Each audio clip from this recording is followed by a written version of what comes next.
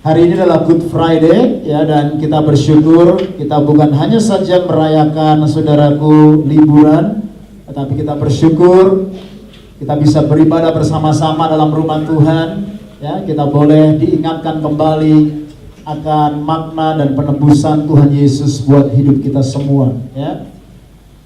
Saudara dikasih Tuhan, hari ini saya ingin mengajak kita membaca firman Tuhan bersama-sama.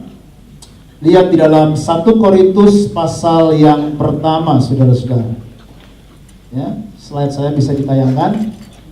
Kita akan membaca, saudara, firman Tuhan. Ini ayatnya nggak ada di slide, jadi saudara baca, ya buka bersama-sama saya. Satu ayat saja kita perhatikan. 1 Korintus pasal yang pertama.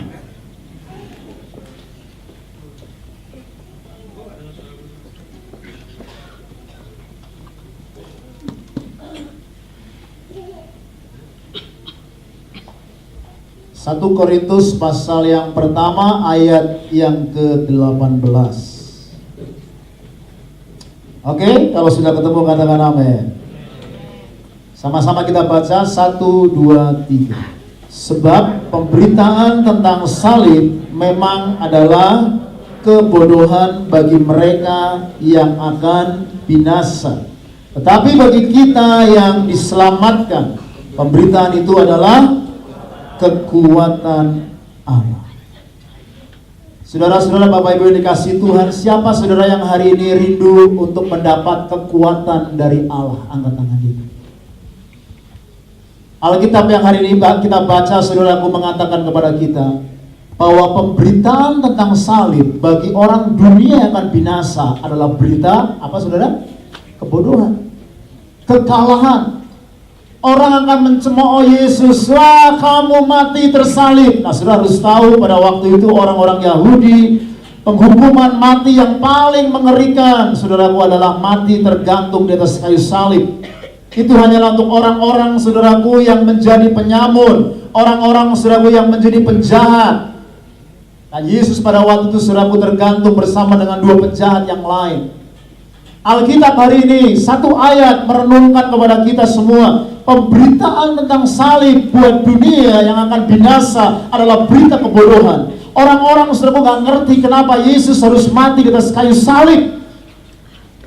Tapi saya bersyukur ayat itu berkata, tetapi buat kita yang diselamatkan, buat saya dan saudara yang diselamatkan, berita tentang salib adalah berita tentang kekuatan Allah. Yang percaya katakan amin. Itu sebabnya kalau kau merasakan letih, kalau kau merasakan lesu, kalau kau merasa gak berdaya, kalau kau merasa burn out, tidak ada jalan lain, tidak ada jalan keluar kecuali kita datang kepada berita salib. Di situ kita akan mendapatkan kekuatan Tuhan setiap hari.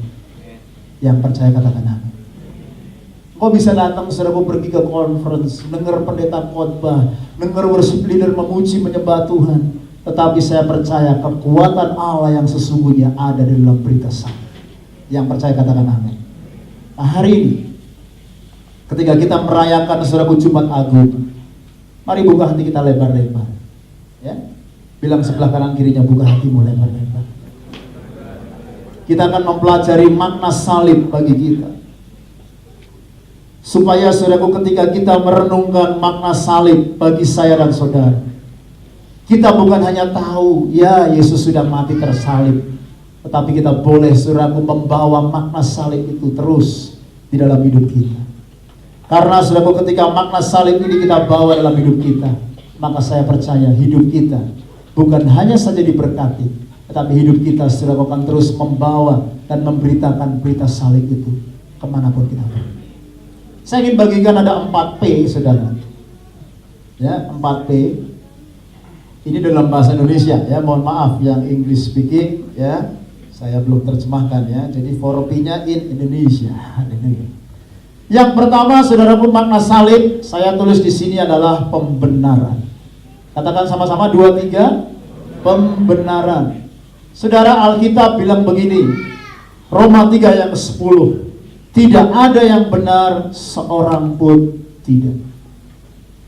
Kalau kita perhatikan, saudaraku, Roma, saudaraku, pasal yang ketiga ini, di situ juga, saudaraku, dikatakan tidak ada, saudaraku, manusia yang benar, karena setiap manusia sudah jatuh ya dalam dosa. telah hilang kemuliaan Allah. Dan berkata saudaraku Alkitab dengan tegas, tidak ada seorang pun yang benar. Walaupun kita mungkin orang kaya, walaupun mungkin kita orang pintar, walaupun saudaraku mungkin kita orang saudaraku yang duduk saudaraku sebagai presiden, sebagai menteri, sebagai apapun juga, Alkitab bilang tidak ada seorang pun yang benar. Tetapi saudaraku luar biasa, Yesus saudaraku ketika dia mati di atas kayu salib, dia saudaraku membenarkan saya dan saudara. Bukan karena kita saudaraku benar, bukan karena kita layak, tetapi justru saudaraku karena saya dan saudara tidak layak, maka Yesus harus mati menggantikan saya dan saudara. Allah harus turun sebagai manusia, Allah harus tergantung di atas kayu salib sesuai dengan nubuatan para nabi-nabi. 400 tahun, 500 tahun sebelumnya Nabi sudah menubuatkan bahwa Yesus Kristus akan lahir dari seorang anak darah Maria. Dia harus menderita, dia harus mati di atas kayu salib, dan pada hari yang ketiga dia bangkit kembali. Itu sebabnya saya percaya berita salib bukanlah berita kebodohan, bukanlah berita duka cita, bukanlah berita saudaraku yang menakutkan, tetapi berita salib hari ini menjadi berita pembenaran buat kita. Baca sama-sama ayat ini ya, Galatia 2 ayat yang ke-16. Powerful verse. Kita baca sama-sama. 1, 2, 3. Kamu tahu bahwa tidak seorang pun yang dibenarkan oleh karena melakukan hukum Taurat, tetapi hanya oleh karena iman dalam Kristus Yesus. Sebab itu kami pun telah percaya kepada Kristus Yesus, supaya apa? Kami dibenarkan oleh karena iman dalam Kristus, dan bukan oleh karena melakukan hukum Taurat.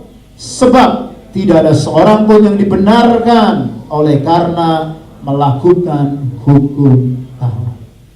Saudara, Paulus adalah seorang Yahudi, dan akhirnya saudaraku, Yahudi ini percaya kepada pemberitaan akan salib karena dia sendiri mengakui, saudaraku, tidak ada seorang pun yang dapat dibenarkan karena melakukan hukum Taurat. Nah, orang-orang pada zaman itu, saudara, dia mencoba menjadi benar, dia mencoba menjadi kudus ketika dia melakukan hukum Taurat. Orang saudaraku yang mencoba melakukan hukum Taurat, dia mencoba mencapai standar-standar Allah dengan kekuatan manusia. Saya tanya sama saudara, bisa atau tidak? Tidak bisa.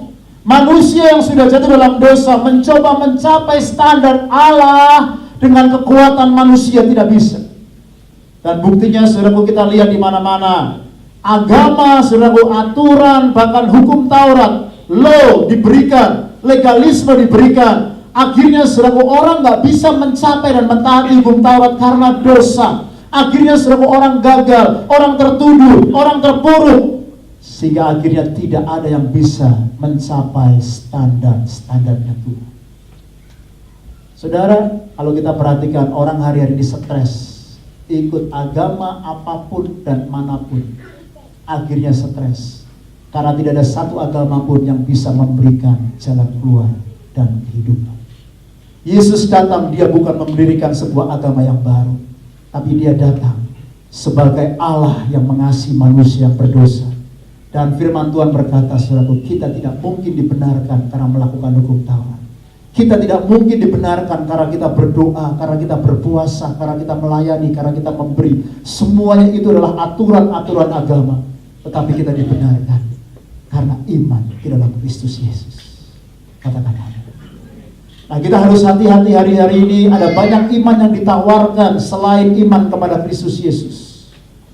Ada iman, saudaraku, iman prosperity, ada iman kesembuhan, ada iman mujizat dan lain sebagainya. Tetapi yang harus kita berakar kuat yaitu iman di dalam Kristus Yesus. Kita nggak mungkin, saudaraku, hidup kita dibenarkan kalau iman kita tidak benar. Itu sebabnya, saudaraku, Paulus menegaskan kepada kita, salib adalah berita pembenaran. Kalau saya dan saudara mengerti kebenaran ini luar biasa. Kita nggak perlu mengejar mujizat, kita nggak perlu mengejar kesembuhan. Karena Yesus sudah membenarkan saya dan saudara. Dan pembenaran Yesus sempurna sekali untuk selama-lamanya. Sudah tahukah kita? Karena dosa, kita ini saudaraku seperti orang yang sedang jatuh dalam sebuah lumpur. Lumpur itu saudaraku menyedot orang itu. Dan orang itu saudaraku menyedot, saudaraku semakin jauh lumpur itu, saudaraku, orang itu saudaraku nggak bisa menolong dirinya sendiri. Apa yang terjadi saudaraku? Ketika saudaraku dia struggling, dia gerak, dia minta tolong, maka dia akan semakin tertarik ke bawah saudara. Dia semakin tertarik ke bawah. Ada tokoh agama yang satu datang, dia berkata, waduh, kamu kalau jalan matanya taruh di mana? Pakai dong matanya. Kalau kamu jalan lihat ada kubangan lumpur, jangan jeblung. Lalu saudaraku dia bilang, iya tapi saya butuh ditolong. Pemimpin agama itu tinggal aja.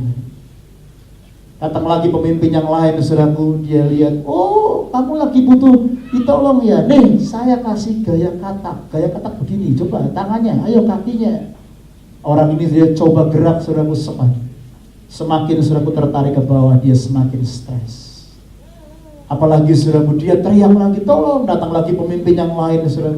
Dia bilang, lain kali sebelum kamu minta ditolong, kamu mesti mengasihi dulu papamu, kamu mesti memberi dulu. Saudaraku, sampai akhirnya dia stres, saudara. Dia semakin jatuh dan jatuh. Ketika Yesus datang, dia datang, saudaraku, dia nggak membawa aturan. Dia datang, saudaraku, nggak membawa yang lain. Dia datang, saudaraku, membawa kasih dan keselamatan. Dan luar biasa, saudara. Apa yang Yesus lakukan? Dia ulurkan tangannya, saudara. Dan dia selamatkan orang ini, saudara. Ketika orang ini sudah selesai, saudaraku, diselamatkan, dibasuh, dibersihkan, saudaraku, maka apa yang terjadi? Yesus mengajar orang ini untuk bisa bernyanyi. Itulah bedanya Yesus dengan agama. Yesus datang, saudaraku, langsung straight to the point, karena dia tahu dunia ini membutuhkan juru selamat. Yesus datang, saudaraku, dia tidak membawa agama, bahkan dia tidak meniadakan hukum Taurat, tapi dia datang untuk menggenapi hukum Taurat. Karena hanya pribadi Yesus yang bisa menggenapi hukum Taurat. Dan lewat kematian Yesus, kita dibenarkan. Kita made righteous before God. Sebab tidak ada seorang pun yang benar. Kita nggak bisa mencapai Allah yang kudus. Kita semua orang berdosa. Hanya lewat pengorbanan Yesus, kita dikuduskan dan dibenarkan. Kata-kata. Kalau hari ini kita ada di tempat ini, saudara, kita harus ingat, saudaraku, bahwa Yesus sudah membenarkan saya dan saudara. Kita sudah dibenarkan bukan karena kekuatan dan perbaikan kita, tetapi kita dibenarkan karena apa yang Yesus sudah lakukan buat kita semua. Ini luar biasa. Kenapa Good Friday, saudara? Banyak orang berpikir, saudaraku, Yesus mati menjadi berita yang menyedihkan, tetapi Good Friday luar biasa. Karena saudaraku, ini adalah hari Jumat yang bukan hari yang biasa, tapi hari yang luar biasa. Dan dunia mengakui, saudara, bahwa Yesus sudah mati di atas kayu salib. Terlepas mereka percaya atau tidak, tetapi pembenaran itu terjadi sekali, sempurna untuk selama-lamanya. Buat kita yang percaya, beriman, Alkitab bilang, beriman di dalam Kristus Yesus, maka kita akan dibenarkan, kita akan dikuduskan. Semua dosa pelanggaran kita diampuni dan dibahagi. Katakan amin. Mari kita lihat satu video klip ini. Video klip ini saudaraku menggambarkan tentang arti daripada Good Friday, ya. Mari kita saksikan.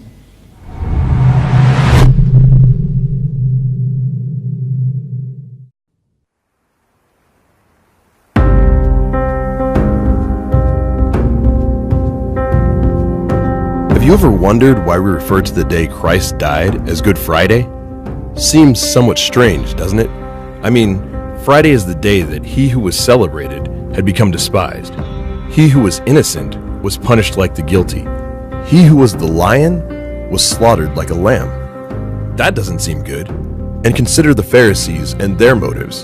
For them, it was a premeditated murder, though it was actually a predestined sacrifice. They thought they were taking his life, though he was in fact surrendering it. Death was their goal, yet life was the outcome. Because God had other plans, he made one day affect all of eternity. He turned the wounds of one into healing for many. He transformed our worst acts of hate into the greatest expression of love. So that at the cross, we can hand over our sins in exchange for righteousness. We can lay down our burdens and pick up freedom. we can come broken, yet leave restored. The enemy thought it was going to be a bad day. We now call it good. And though we all thought it was the end, it was actually just the beginning. It seems God has a way of rescuing us from ourselves and flipping things around. Maybe that's why we call it Good Friday.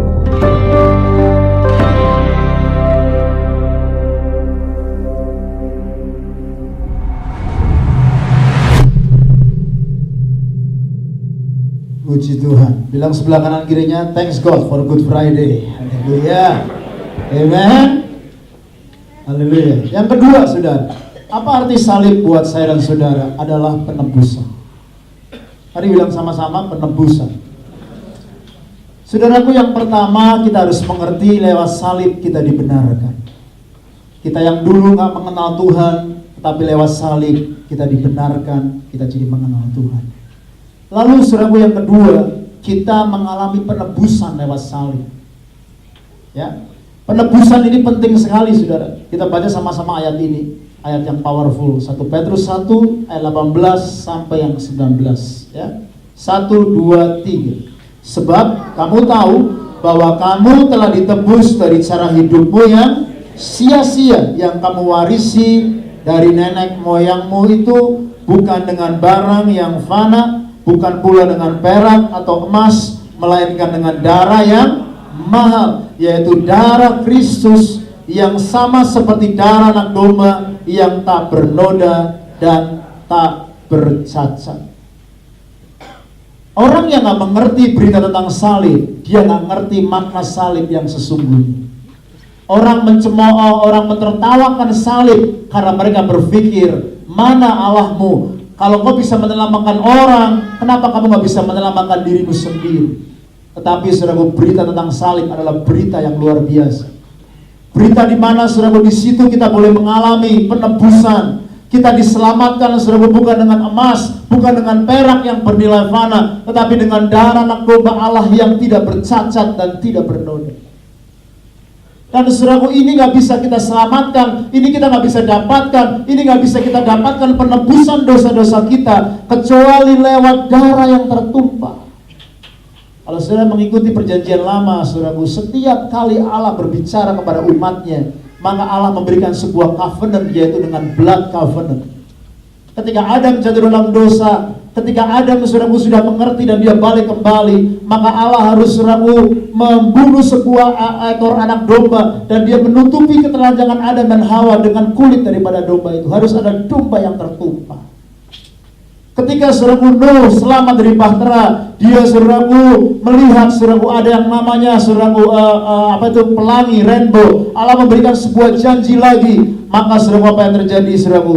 Di situ pun Nuh saudaraku memberikan sebuah saudaraku korban yang luar biasa. Harus ada darah yang tertumpah.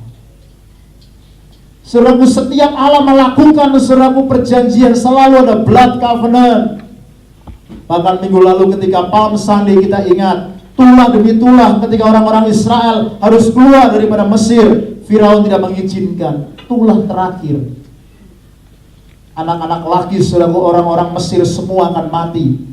Tetapi apa yang terjadi? Orang-orang Israel tidak akan mati anak yang pertama kalau di dalam pintunya saudaraku ada darah anak domba yang dioleskan di situ.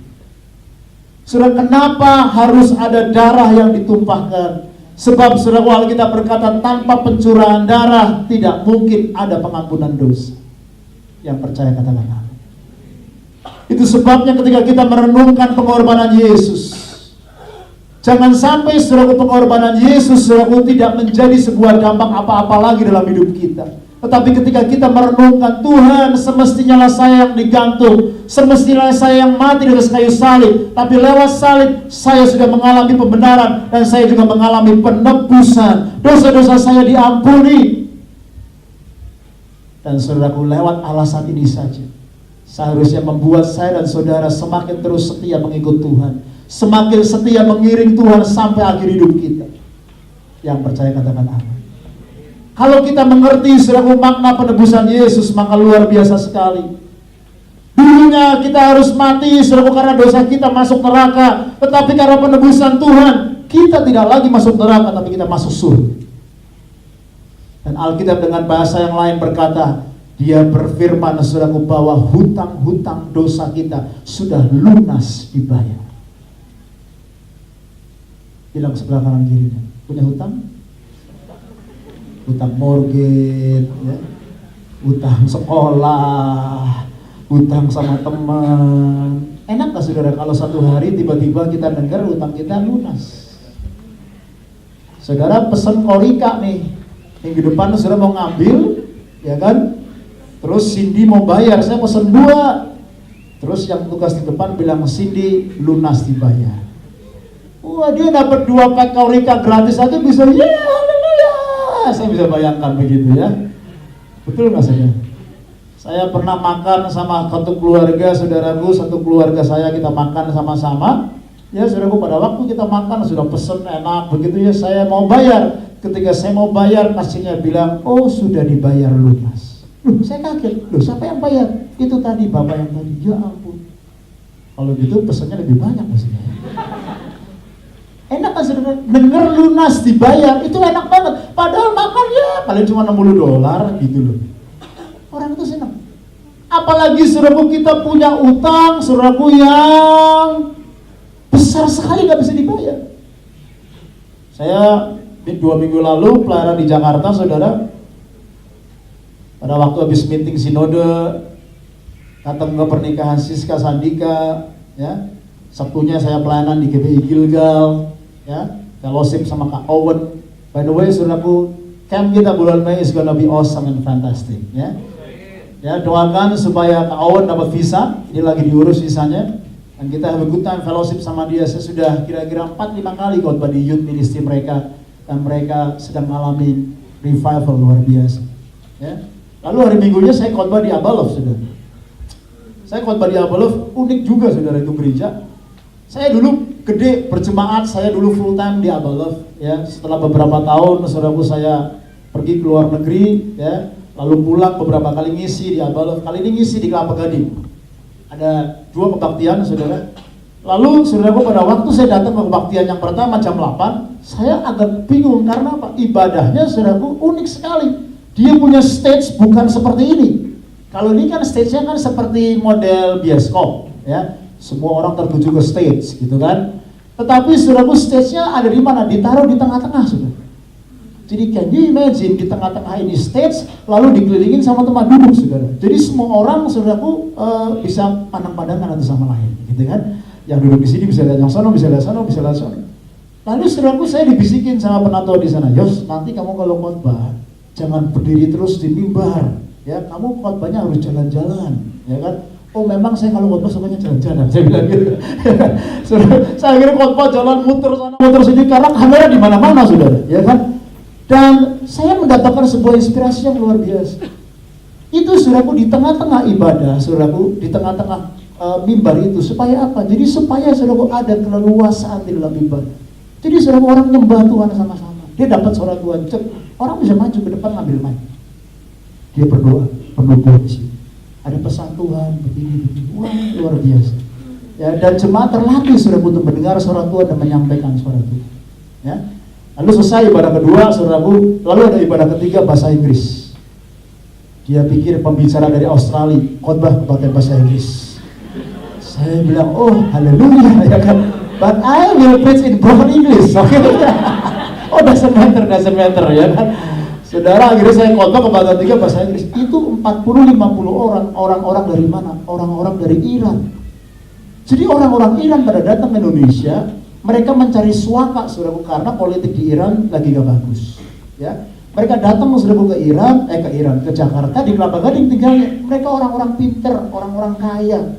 Mereka datang ke Indonesia, saudaraku, untuk dilindungi, untuk diayomin. Dan mereka punya visi, saudaraku, nanti siapa tahu, ya, bisa jadi refugee pergi ke Australia. Jadi goal akhirnya Australia, saudara. Nah, pada waktu dia tahu pembicaranya di Australia, semangat sekali mereka, saudara. Dan saya pikir, wah saya khotbah Inggris nih, ya kan. Pada waktu saya mau khotbah Inggris, ternyata saudaraku pemimpinnya bilang, ayo sahabat nanti dapat terjemah. Saya jadi kaget lagi. Oh jadi saya penerjemah. Iya, saya khotbah Inggris, orangnya saudaraku nangkap Inggris, diterjemahin ke bahasa Pardi, ya bahasa orang Iran. Ya, lalu saya dikenalin sama penerjemahnya. Kenalin ini, saya kenal, hey, what's your name? My name is Joseph. I'm Mohammed. Pakai juga sih. Namanya Mohammed, baru itu gede begini, brewokan, saudaraku ya. Oh, Mohammed is a good name, saya bilang gitu. Terus dia bilang, yeah, very good name. Terus saya tanya, what's your surname? Rasul. So Muhammad Rasul. Oh, that's even better, saya bilang gitu.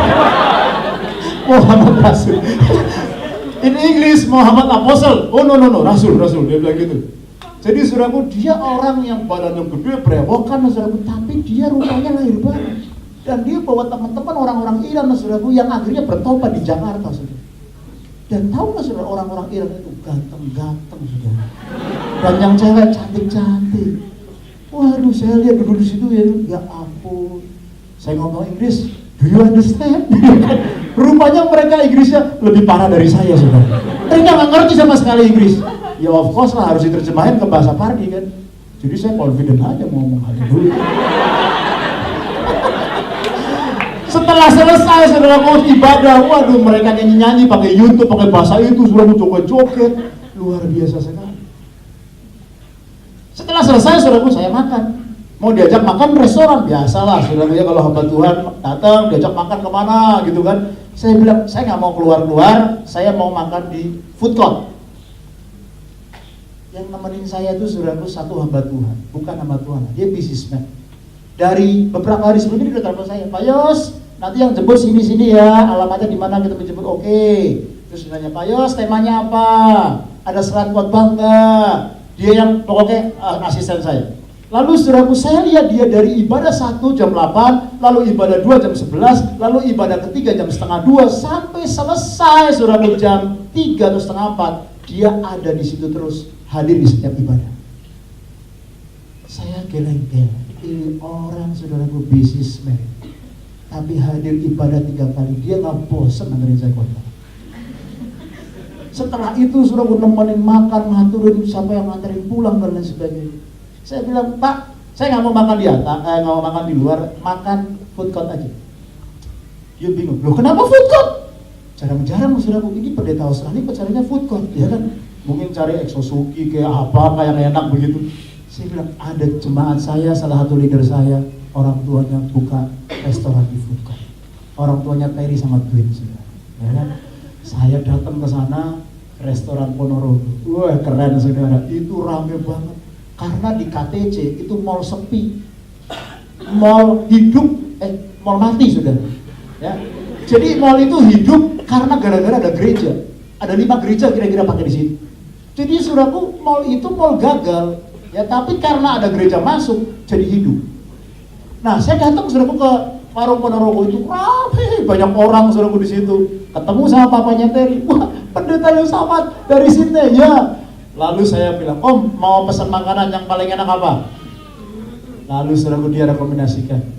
Sampai sekarang saya kalau inget masih ngiler nih teh.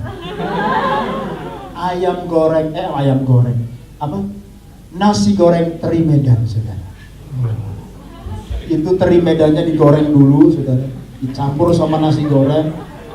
Ya, lalu dikasih sogol. Sogol apa sih di Indonesia? Enak bener lah pokoknya, saudara ya. Saya makan sambil ngobrol-ngobrol saudaraku. Lalu setelah selesai makan, yaitu saya mau saudaraku ke sana mau bayar saudaraku, langsung temen saya bisnismen itu ngejar saya. Ayo jangan. Lalu papanya Terry juga, ayo jangan. Saya semua orang mau ngejar saya. Ngerti saudara? Tuhan itu dia mengampuni dosa kita. Bukan saudaraku karena sebenarnya kita layak, tetapi karena kasihnya yang luar biasa. Dan kita nggak bisa saudaraku bayar dosa kita. Tapi Yesus harus mati, tebus saya dan saudara, dan utang dosa kita lunas. Bilang sama-sama, wow. Dalam case tadi saya bisa bayar, tapi dalam case dosa saya nggak bisa bayar. Seharusnya saya yang tergantung, seharusnya saya yang mati saudaraku dalam neraka. Tapi saudaraku, Yesus dia datang karena kasihnya, bukan karena saya layak, bukan karena saya hebat. Dengan alasan itu saja harusnya membuat kita saudaraku terus berkobar-kobar. Kalau engkau mau pahit sama seseorang, ingat Yesus. Alasan itu saudaraku sudah cukup mengingatkan siapa saudara sebelumnya. Kalau engkau saudaraku mau malas pelayanan, ingat Yesus. Dia sudah tanggung itu semua di atas kayu salib. Katakan amin. Kita akan lanjutkan poin yang ketiga, tapi sebelumnya ada satu video klip bagus sekali. Ya, mungkin beberapa saudara pernah lihat ini, tetapi saudaraku saya ingin tayangkan kembali supaya ini boleh menjadi reminder kita. Ini based on the true story. Ya, mari kita saksikan sama-sama.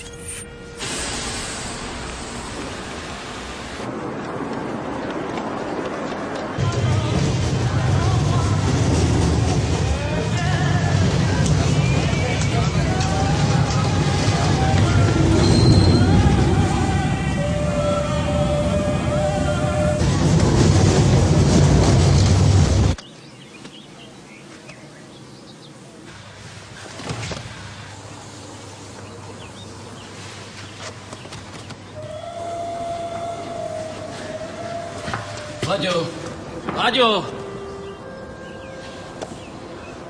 maju!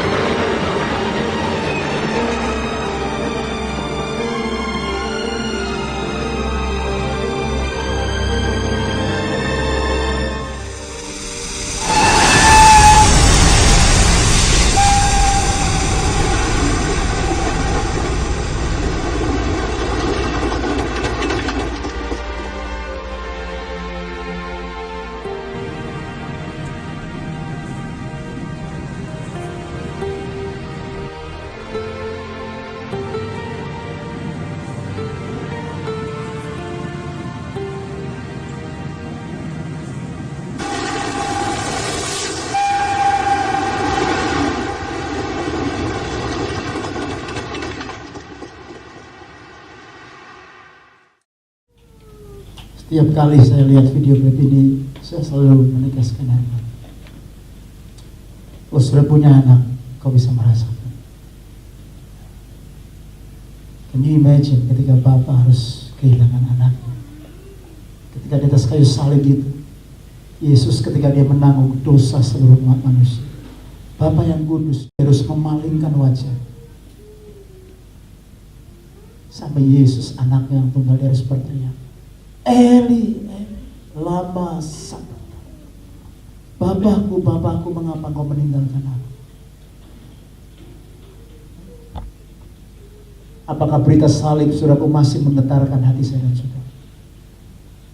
Karena saudaraku, yang ketiga, makna salib buat saya dan saudara adalah berita tentang pendamaian. Mari katakan sama-sama 2, 3. Pendamaian. Saudaraku, lewat kita, saudaraku, dulunya kita, saudaraku, terbuang. Kita gak bisa damai dengan Tuhan karena dosa kita. Tapi lewat salib kita bukan hanya dibenarkan, bukan hanya ditebus, tapi kita didamaikan. Mari baca sama-sama ayat ini ya. Kolose 1 ayat 21-22. Juga kamu yang dahulu hidup jauh dari Allah dan yang memusuhinya dalam hati dan pikiran, seperti yang nyata dari perbuatanmu yang jahat, sekarang diperdamaikannya di dalam tubuh jasmani Kristus oleh kematian, untuk menempatkan kamu kudus dan tak bercela dan tak bercacat di hadapannya. Saudara, dulu kita semua sesat, dulu kita semua hidup jauh dari Allah, dulu kita semua, saudara, bahkan menjadi musuh Allah. Karena apa? Ketika kita hidup dalam dosa, dosa menjadikan kita menjadi seteru Allah, dosa menjadikan kita menjadi musuh Allah. Kita terpisah. Adam dan Hawa, begitu dia masuk dalam dosa, dia makan buah itu yang menjadi larangan Tuhan, dia harus terbuang, dia harus menjadi musuh Allah. Dulu kita semua sesat, kita menjadi musuh-musuh Allah. Bahkan saudara, dikatakan apa? Hati dan pikiran kita dan perbuatan kita jahat. Lihat orang pikirannya jahat, gimana gue bisa tipu dia? Perbuatan kita jahat. Lihat cewek pikirannya jahat, lihat cowok pikirannya jahat, lihat anak kecil pikirannya jahat. Itulah kondisi manusia yang bobrok. Tetapi saudaraku, lewat salib, kita yang dulunya sesat, kita yang dulunya jahat, kita yang dulunya jadi musuh Allah, kita diperdamaikan dengan Allah. Saudara, hal ini luar biasa sekali. Saya, saudaraku, dalam pelayanan saya ketemu sama banyak orang yang dia bisa menyaksikan, saudara, bagaimana hidupnya dulu, saudaraku, dia jauh dari Allah. Akhirnya, saudaraku, ketika dia diselamatkan, hidupnya diperdamaikan dengan Allah. Saya dulu jauh dari Allah. Saya lahir di keluarga Kristen, saya datang ke gereja. Saya, saudaraku, datang ke sekolah minggu, tapi saya gak pernah lahir baru. Saya tahu Yesus cuma ada dalam pemikiran saya. Saya bertumbuh di sebuah gereja tradisi. Sampai akhirnya satu hari, saudaraku, saya diajak sama koko saya ikut camp. Disitulah, saudaraku, saya terima Yesus untuk pertama kalinya. Saya bisa melihat bahwa Tuhan membenarkan saya. Tuhan mengampuni semua dosa kesalahan saya, dia menguduskan saya, dan dia memberikan damai sejahtera. Katakan amin. Saya lihat istri saya lihat anak-anak rohani kita melihat saudaraku, jemaat, pekerja, pemimpin, satu persatu mengalami hidup yang didamaikan dengan Tuhan. Saya harus tahu, kalau hidup kita gak bisa berdamai dengan Tuhan Sang Pencipta kita gak bisa damai dengan orang lain. Tapi ketika kita diperdamaikan dengan Allah Sang Pencipta kita, maka kita bisa berdamai dengan diri kita sendiri. Akhirnya kita bisa berdamai dengan orang lain. Kalau hari-hari ini, saudaraku, engkau tercuri damai sejahtera karena kesibukan, karena pressure, tantangan, jangan sampai kita lupa sebenarnya lewat salib adalah berita yang memberikan kita damai sejahtera, yang mendamaikan saya dan saudara. Sehingga, saudaraku, tidak ada lagi kutuk, tidak ada lagi hukum dosa, tidak ada lagi tuduhan, tidak ada lagi, saudaraku, hambatan. Sehingga ketika kita datang kepada salib, maka salib, saudaraku, memberikan kita sebuah kemenangan yang luar biasa. Ada orang bilang, saudaraku, saya datang ke rumah, saya gak damai tuh. Begitu lihat istri, lihat anak, saya gak damai, maunya marah terus. Karena apa, saudara? Dia anak Tuhan, dia pelayan Tuhan, bahkan dia diaken di gereja, dia majelis. Tapi kenapa, saudaraku, dia masih gak mendapatkan damai sejahtera? Karena apa? Dia tertipu. Ada banyak orang, saudaraku, di sekitar kita yang tertipu dengan dunia ini dan dengan, saudaraku, si iblis yang terus menarik saya dan saudara keluar daripada rencana Allah. Ada orang datang ke oikos, datang ke gereja, bisa gak damai? Saya gak damai, saya benci lihat dia, saya mau marah lihat dia. Saudara, hati-hati. Kalau pengorbanan Kristus, saudaraku, tidak lagi, saudaraku, memberikan damai dalam hatimu karena kau tertipu, dan kau memilih berjalan dalam keegoisan dan kedagingan kita, mana artinya saudara kita menolak pengorbanan Yesus, kita menyalibkan Yesus untuk kedua kalinya. Kita bilang gitu kan, walaupun secara fisikal kita nggak mungkin salibkan Yesus kedua kalinya, karena pengorbanan Yesus sekali sempurna untuk selama-lamanya. Tapi artinya saudara, kita menolak pengorbanan Yesus. Karena apa? Kita nggak mau didamaikan dengan Tuhan. Saudara, jangan sampai hari-hari ini kita tertipu. Orang mendidik anak, saudara, orang bekerja, orang melayani, sehingga akhirnya saudara, apapun dalam hidup kita, kalau kita tertipu, iblis curi dari sejahtera itu. Sehingga saudara, kita nggak lagi bisa berdamai dengan Tuhan. Kita nggak bisa berdamai dengan diri kita nggak bisa berdamai dengan orang. Tapi jangan sampai saya dan saudara tertipu. Tetapi darah Yesus mendamaikan kita semua. Kita bukan hanya dibenarkan, kita bukan hanya dikuduskan, tapi kita didamaikan. Coba bilang sebelah kanan kiri, Tuhan sudah mendamaikan. Poin yang terakhir P-nya saudaraku adalah penyerahan. Bilang sama-sama, 1, 2, 3. Penyerahan. Kenapa saudaraku kita mengingat salib harus masuk dalam poin yang keempat ini? Penyerahan penting sekali saudara. Ini ayat yang luar biasa. Kita baca sama-sama dengan suara keras ya. 1, 2, 3. Dan Kristus telah mati untuk semua orang, supaya mereka yang hidup tidak lagi hidup untuk dirinya sendiri, tetapi untuk Dia yang telah mati dan telah dibangkitkan untuk mereka. Saudara, kalau kita tahu kita dibenarkan, kita dikuduskan, kita didamaikan, lalu untuk apa? Orang Kristen nggak tahu saudara tujuannya dia diselamatkan. Orang Kristen nggak tahu tujuannya kenapa salib itu saudara harus ada. Rupanya luar biasa saudara. Bukan hanya kita diselamatkan, bukan hanya kita dikuduskan, bukan hanya kita dibenarkan, didamaikan, lalu punya tiket pergi ke surga. Kalau gitu ya sudah, kita semua sudah terima Yesus. Kita berangkatkan aja kita semua pergi ke surga. Saya beli M16, lalu saya tembakin suruh di semua ke surga kan, enak kan? Daripada hidup di sini sengsara saudara. Kadang buah dosa, kadang kepahitan. Tidak.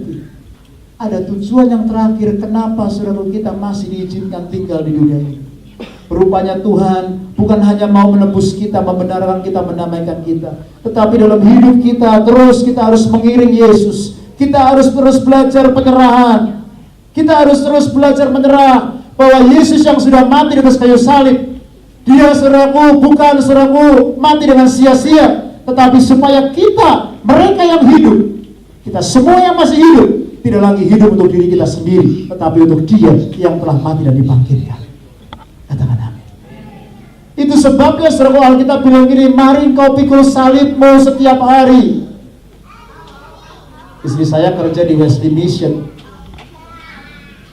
Setiap tahun saudaraku Wesley kalau lagi acara begini saudaraku dia selalu bikin arak-arakan ya, parade orang yang pikul salib ya, dari Pitt Street Mall itu jalan sampai ke gereja dia. Beberapa kota, beberapa saudaraku tempat-tempat saudaraku juga melakukan hal yang begitu ya. Kalau saudara hari ini pergi ke Israel, di Yerusalem, Via Dolorosa, pada waktu kita ke Via Dolorosa saudara, itu suasana udah jadi pasar ya, tapi disiapkan juga salib-salib untuk orang benar-benar pikul salib ya. Kalau kita pergi sekarang hari ini pasti ramai sekali di sana. Orang lagi napak tilas jalan salib. Tetapi saudaraku yang Tuhan maksudkan bukan hanya kita pikul salib secara fisik, tapi saudaraku kita mengambil satu bagian dalam penderitaan Yesus. Katakan amin. Kalau kita harus menderita, kalau kita harus dianiaya, kalau kita saudaraku harus mengalami konsekuensi dalam pelayanan, kalau kita harus mengalami konsekuensi saudaraku ditusuk orang dari belakang, kalau kita saudaraku harus mengalami konsekuensi saudaraku kita gesekan dan lain sebagainya, itu adalah salib yang harus saudara pikul. Dan Tuhan mau kita nggak lari daripada proses pembentukan penyerahan kita mengiring itu. Kok dia bilang amin? Memang gak enak saudara, gak enak, tapi there is no glory without suffering. There is no honor without sacrifice. Billy Graham, seorang tokoh hamba Tuhan yang tersegani, yang masih sampai sekarang disegani oleh banyak orang. Dia bilang begini, to receive Jesus cost nothing. To follow Jesus cost something. But to serve Jesus cost everything. Ulangi sama-sama. To receive Jesus cost nothing. To follow Jesus cost something. But to serve Jesus cost everything. Kadang harga dirimu. Saya ketemu loh, saudara, ada orang yang cari pelayanan, cari harga diri, cari penerimaan.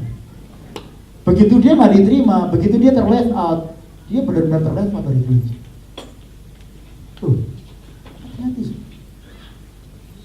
Kita terima Yesus cost nothing, bukan berarti keselamatan itu murahan. No, kita nggak bisa bayar. Kita mau ikut Yesus nih, pikirin Tuhan setiap hari, cost something. Kadang-kadang diajak teman, kadang-kadang kita harus komitmen ke gereja, ke oikos. Tapi kalau kita mau serve Jesus, hidup bagi Kristus, bukan bagi diri kita sendiri. Ayat ini tegas berkata, kalau mau bekerja bagi Yesus. Katakan amin. Kalau kau berbisnis bagi Yesus. Katakan amin. Kalau kau berpacaran, biar pacaranmu bagi Yesus. Katakan amin. Kalau kau berkeluarga, keluargamu bagi Yesus. Katakan amin. Kalau kau punya anak-anakmu bagi Yesus. Katakan amin.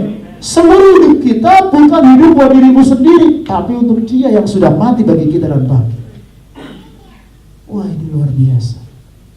Biar kita merayakan, saudaraku, Jumat Agung ini bukan cuma sekedar liturgi, bukan cuma sekedar kebiasaan, tapi kita merayakannya dengan sebuah semangat. Tuhan, aku bersyukur buat karya salib, dan aku mau menjadi satu dengan kematian Tuhan, supaya kuasa kebangkitan Tuhan menjadi nyata atas hidup.